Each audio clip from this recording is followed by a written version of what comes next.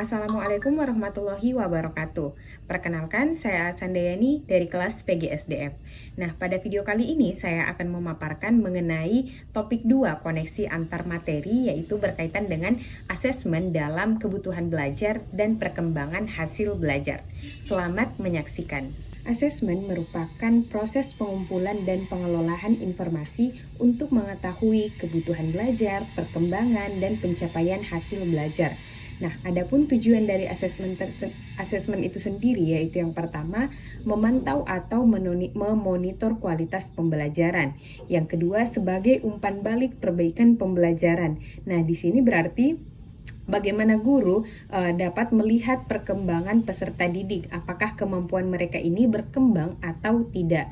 Nah, dalam umpan balik ini juga kita sebagai calon pendidik dapat memetakan kemajuan hasil belajar peserta didik itu sendiri. Selanjutnya ada prinsip-prinsip asesmen. Nah, asesmen di sini sebagai bagian yang tak terpisahkan dari proses pembelajaran. Maksudnya, peran asesmen yaitu memfasilitasi dan menyediakan informasi yang utuh. Selanjutnya, asesmen dirancang dan dilakukan sesuai dengan fungsi umpan balik. Nah, di sini guru dapat menentukan teknik atau waktu pelaksanaan agar efektif untuk mencapai tujuan pembelajaran. Nah, selanjutnya asesmen itu dirancang secara adil, proporsional, valid, dan dapat dipercaya. Nah, asesmen di sini juga merupakan laporan kemajuan belajar yang bersifat sederhana dan informatif. Selanjutnya, hasil asesmen yang dilakukan oleh murid, guru, tenaga pendidikan, dan juga orang tua sebagai bahan refleksi untuk meningkatkan mutu pembelajaran.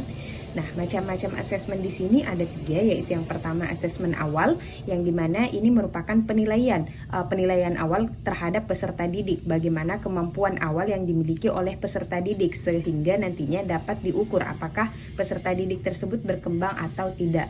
Nah, selanjutnya itu ada asesmen formatif. Nah, asesmen formatif di sini berfungsi agar guru dapat mengetahui sejauh mana tujuan pembelajaran yang telah dicapai oleh peserta didik, apakah sesuai dengan kebutuhan peserta didik atau tidak.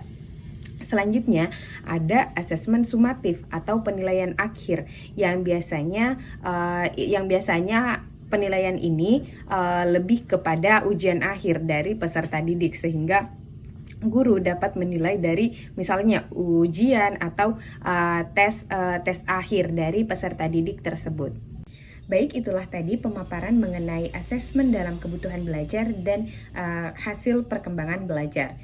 Jadi kita dapat menyimpulkan bahwa ketiga ini memiliki kaitan yang sangat erat, di mana perkembangan belajar dan juga kebutuhan belajar peserta didik tentu saja memerlukan yang namanya asesmen, sehingga kita sebagai calon pendidik dapat melihat sejauh mana perkembangan yang telah dilakukan oleh peserta didik, apakah perkembangannya itu terus meningkat atau malah ada yang turun atau sama sekali tidak berkembang. Nah, tentu saja hal tersebut perlu dievaluasi agar dapat menciptakan proses pembelajaran yang memenuhi kebutuhan peserta didik atau berpihak pada peserta didik. Terima kasih, saya Asandayani. Wassalamualaikum warahmatullahi wabarakatuh.